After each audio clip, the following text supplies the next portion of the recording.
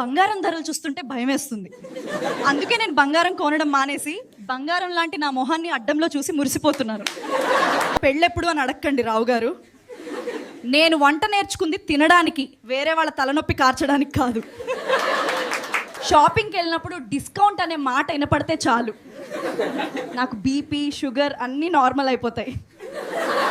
పొద్దున్నే లేగవగానే యోగా చేద్దాం అనుకుంటా కానీ ఆ బెడ్షీట్ నన్ను వదలదు, నేను దాన్ని వదలలేను. అదే మా ఇద్దరి మధ్య ఉన్న విడదీయలేని బంధం.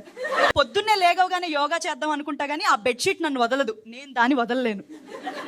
అదే మా ఇద్దరి మధ్య ఉన్న విడదీయలేని బంధం.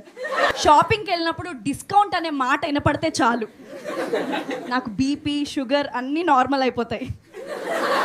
నేను డైటింగ్ చేస్తున్నానంటే గడ్డి తింటున్నానని కాదు, జంక్ ఫుడ్ని చూసి ఏడుస్తున్నానని అర్థం.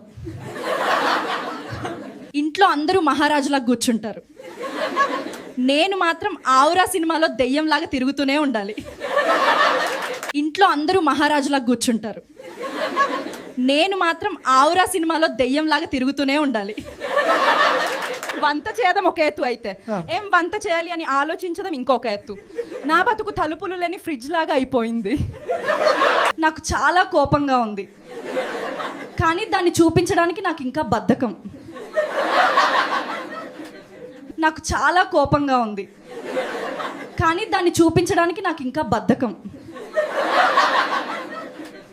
లోకమంతా లేచి పని చేసుకుంటుంటే మీరు మాత్రం కుంభకర్ణుడికి తమ్ముళ్ళ ఇంకా ఆ దుప్పటి ముసుగులోనే ఉన్నారేంటి? డబ్బులు లేవని మొహం అలా పెట్టకండి. నేను కొన్నది నగలు కాదు, మీ పరువు నిలబెట్టే బట్టలు మాత్రమే. నా జుట్టు రాలిపోతుందని బాధపడుతుంటే మీ గుండు మీద ఉన్న ఆ 4 వెంట్రుకలకి దువ్వెన కొంటానంటారేంటి? బరువు తగ్గాలని నేను రోజు 5 కిలోమీటర్లు నడుస్తున్నానని చెప్పాను. మా ఆయన అలాగే నడుచుకుంటూ వెళ్ళి మీ పుట్టింట్లో ఉండిపోకూడదా అన్నారు. వెంటనే నేను వెళ్తాను కానీ నా షాపింగ్ బిల్లులు మీకు చూసారా? పక్కింటి సుబ్బలక్ష్మి వాళ్ళ ఆయన ఆమెను అడగకుండానే విదేశాలకు టూర్ తీసుకెళ్తారట. మీరు మాత్రం నన్ను కనీసం మన ఊరు చివరిన చెరువు గట్టుకు తీసుకెళ్లాలన్నా 10 సార్లు ముహూర్తాలు చూసి.